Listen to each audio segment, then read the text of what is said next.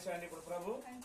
ఎంత భద్రత ఇచ్చాడు మనలను, మన సంఘాన్ని ప్రభు జ్ఞాపకం చేసుకొని మన చుట్టూ ఏం చేశాడంట? కంచె వేశాడు. ఆ కంచె వేసిన కారణాన్ని బట్టి మనం ఏమంటే ఇప్పుడు భద్రపరచబడ్డాం. ఎంత గొప్ప కంచె కనుక సాతాను ఎన్నోసార్లు ఎక్కడికి వచ్చినంట? మన దగ్గరికి వచ్చా. అయినప్పుడు ప్రభు ఏం చేశాడంట?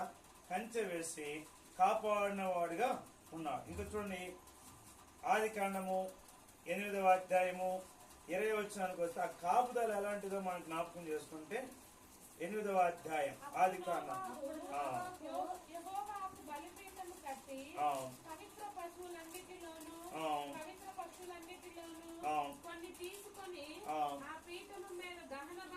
దహన బలి అర్పించెను. ఏం చేశాడంటే ఇప్పుడు కొన్ని తీసుకొని దహన బలి అంటే ఇప్పుడు బలి అర్పించాల్సిన అవసరం లేదు, కానీ మన కొరకు బలియాగము గావించబడిన ప్రభుని జ్ఞాపకం చేసుకొని ప్రభుని ఏం చేయాలంటే మనం ఆరాధించే వారిగా ఉంటాం, స్తుతించే వారిగా ఉంటున్నాం. కారణం ఏంటంటే ప్రభు ఎన్నోసార్లు సాతానుడు లేదా లోకము శత్రువులు మమ్మల్ని లాగివేయాలని చూచిన నువ్వు మా చుట్టూ ఏం వేసావంట? కంచె వేశాం. ఇక్కడ కూడా మనం చూస్తాం, జల ప్రళయం వచ్చింది. నోవాహు బంధువులేమి ఆ ఊరు వాళ్ళని అందరు గతించిపోయారు. ఎవరు మిగిలారంట? నోవాహు మాత్రమే, తన కుటుంబం మాత్రమే మిగిలింది.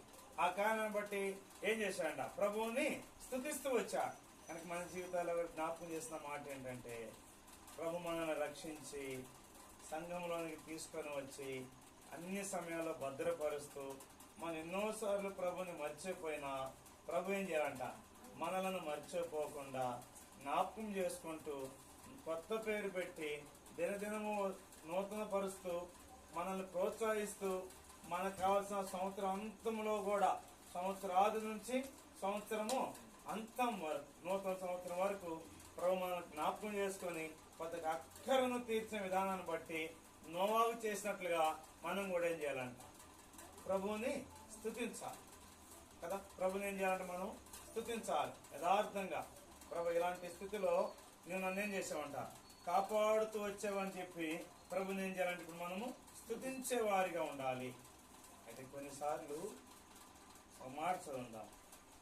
లూకాసు వార్త 22వ అధ్యాయం 31, 32 వచనాల్లో పేతురుతో ప్రభు అంటాడు.